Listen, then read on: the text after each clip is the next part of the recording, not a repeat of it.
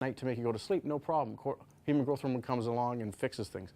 But if you've got high cortisol in the morning and you're stressed out also at night, then your human growth hormone gets suppressed and you don't secrete it. So you don't repair. That's an example of a chronic fatigue patient. They have too much cortisol imbalance and a problem with their human growth hormone. So what your body sees. Here's your hypothalamus, give you a crash course, pituitary, adrenal gland. This is the boss, this is the foreman, this is the worker. Boss, foreman, worker. You got a hard day at work. You got too much coffee, too much sugar. By the way, coffee directly stimulates cortisol. And also coffee also directly causes bone to be lost. 1 cup of coffee for females is 5 milligrams of bone. 2 cups of coffee is around 22 milligrams of bone you lose, the average. So coffee and sugar, exercise, relationship problems, missing a meal, pollution, and conflict. You guys know what conflict means?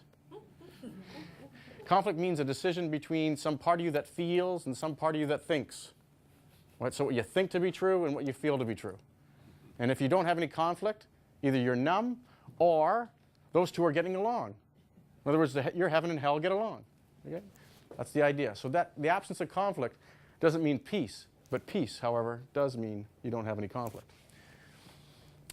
So all these together, that sounds like a pretty standard person, right?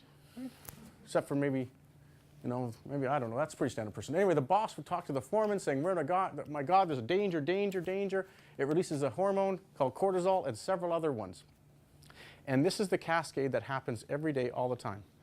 And that's great in a stress, right? Like if I'm getting chased by a dinosaur, no problem, right? If I'm getting chased by a dinosaur, I want the cortisol to come up. I want the cortisol to race. I want the cortisol to come up, right?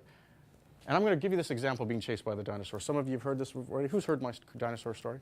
Okay, you're going to hear it again. Right. Because this is one of the topics for one of the books I'm writing. So just all the ways that your body reacts differently under stress. For instance, if I'm under stress and I'm getting chased by a dinosaur, does my body want to run fast from the dinosaur or slow?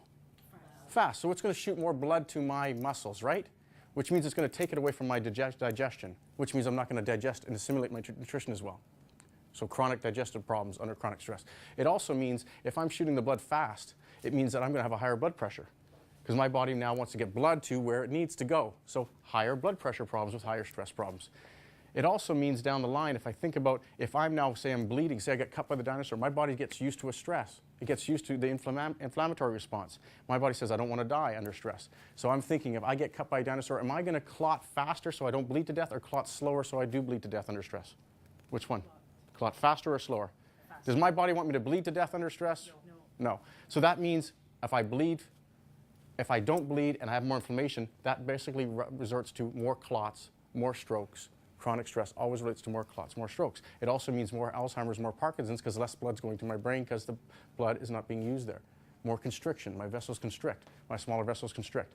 How about this? Now, no matter, think about libido now. No matter, again, that dinosaur's chasing me.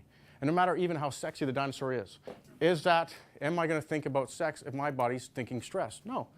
No, it's going to think about preserving me. Now, how about this? I'm bleeding somewhere in this corner.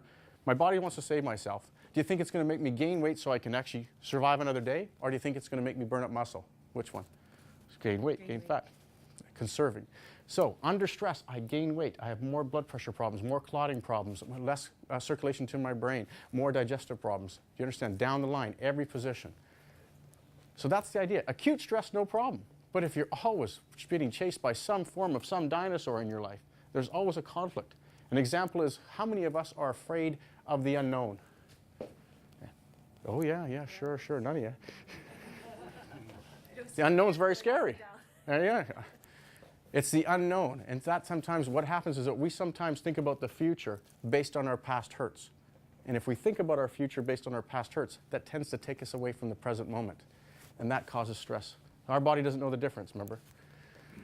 So menopause, or andropause, a female midlife crisis. Look at here. I've got the ovaries, back to physical now, adrenal, and fat.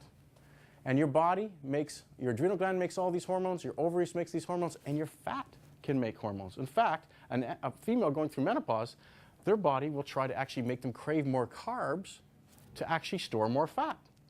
It's because their fat needs to make more estrogen because they burnt their adrenals out. Body's not stupid. It says, I want to live.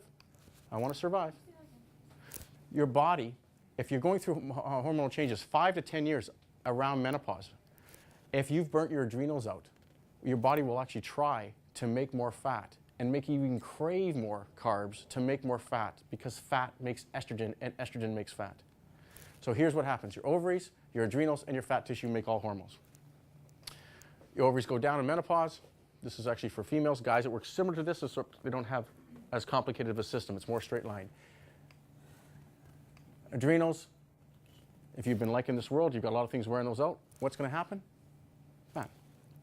In fact, a female coming in, if they've got an increase in weight in their midsection, I already know that the adrenals are burnt out. It's not an absolute rule, but it's a fairly good one, because the body wouldn't try to put that fat on. Fat is very stressful for the body to put on. It doesn't want to put it on. It's saying, I don't want to put it on. I'm putting it on because for some reason I think you're in danger and somehow. I think there's something about you that's in danger. If that's how what it does.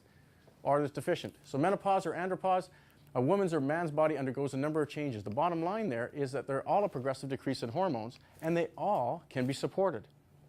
So this idea of you're just supposed to feel lousy as you get older, that's not true. Look on my website if you're not sure. I've got this picture of this 82-year-old guy. He's skiing the Alps, and he was a guy that came in not feeling too great, not actually peppy, walking in like this, and he actually feels great now. And I'm not saying that happens with every person every time, because that would be silly to say something like that, but 90% of the time, you'd be amazed how much the body responds when it's given the opportunity. It's like water to a plant.